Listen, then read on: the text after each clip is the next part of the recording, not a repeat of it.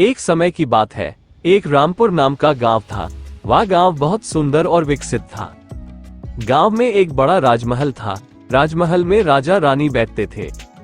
राजा रानी गांव के लोगों को बहुत प्यार करते थे। गांव में कोई परेशानी आ गया तो राजा रानी वह परेशानी का हल निकालते थे। वहां के लोग सब मेहनती थे। रामपुर गांव में एक लालू नाम का आदमी रहता था। वह आदमी गांव के लोग जैसे मेहनती नहीं था। लालू दिन भर सोता था। गांव के लोग उसको बहुत समझाते थे पर उसने किसी का बात नहीं मानता था। लालू बहुत आलसी था।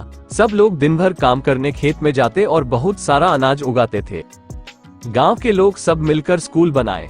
लालू गांव लोग के साथ ना जाकर घर में सोकर बैठा। लालू दिन के दिन सोता रहा। लालू गरीब हुआ, उसके पास खाना भी खत्म होने लगा। ये सब देखकर रानी बहुत दुखी हो गई। रानी ने राजा से बोला, गांव के सब लोग अमीर और खुश हैं पर लालू गरीब होता जा रहा है। अब हम लालू को धन देकर अमीर बनाएं। राजा मेहनत करने वाले लोग पसंद करते थे, इसलिए राजा ने लालू को धन देने वाली बात सुनकर मना कर दिया। रानी राजा के यह बात से गुस्सा हो गई। राजा ने रानी को गुस्सा देखकर बोला, तुम लालू को धन दे सकती हो पर प्रत्यक्ष रूप में दे नहीं सकती। ये सुनकर रानी ने एक उपाय सोचकर सेनापति को बोला, लालू को महल बुलाने की आदेश दिया। यदि महल में नहीं आया तो कारागार में डाल दिया जाएगा। लालू के घर में सेनापति गया। लालू सो रहा था। लालू कारागार में जाने वाली बात सुनकर उठकर अपने आंखें मिचा और महल चले गया। रानी ने लालू को बड़ा कद्दू दिया और बोली, घर जाकर ये कद्दू पकाकर खाना। लालू वाला कद्दू के अंदर सोना चांदी थे। लालू को पता नहीं था। लालू बहुत आलसी था। वह कद्दू बोकर घर तरफ जाने लगा। उसे कद्दू बहुत भारी लग रहा था। लालू को रास्ते में एक दोस्त मिला। लालू ने कद्दू दोस्त को दिया और बोला, दोस्त एक कद्दू घर में जाकर पकाकर खाओ। और लालू घर में जाकर सो गया। कुछ दिन के बाद राजा रानी लालू के पास आ गए। लालू तो पहले के जैसे गरीब देखकर राजा रानी राजमहल लौट गए। फिर रानी ने दूसरा उपाय लगाकर लालू को राजमहल बुला लिया। इस बार रानी ने लालू को एक कढ़ाई दिया और बोली, घर में जाकर कढ़ाई धोकर खाना बनाओ और खाओ। वह कढ़ाई सुन की थी। कढ़ाई के बाहर सफेद कलर लगा हुआ था। लालू को पता नहीं था। कढ़ाई लेकर लालू घर वापस चला।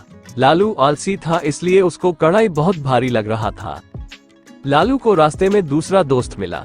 लालू ने दूसरा दोस्त को कढ़ाई दी और बोला, दोस्त ये कढ़ाई तुम्हारे लिए। और लालू घर में जाकर सो गया। कुछ दिन में फिर से राजा रानी लालू के घर में आए। लालू पहले की अवस्था में देखकर बहुत गुस्सा होकर वहां से चले गए।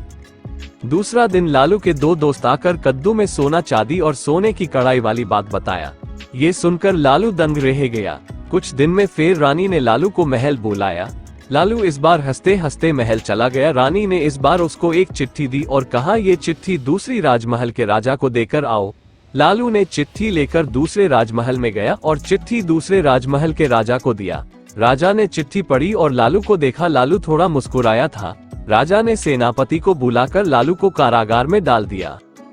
वह चिट्ठी में लिखा था कि जो भी आपको ये चिट्ठी देगा उसको आप जिंदगी भर कारागार में डाल दीजिएगा। इस कहानी से हमें ये सीख मिलती है कि आलस बुरी चीज है। हम हमेशा मेहनती होकर आलसपन को छोड़ देना चाहिए। आप लाइफ में कुछ करना चाहते हो तो ये वीडियो को लाइक और सब्सक्राइब कर दीजिए।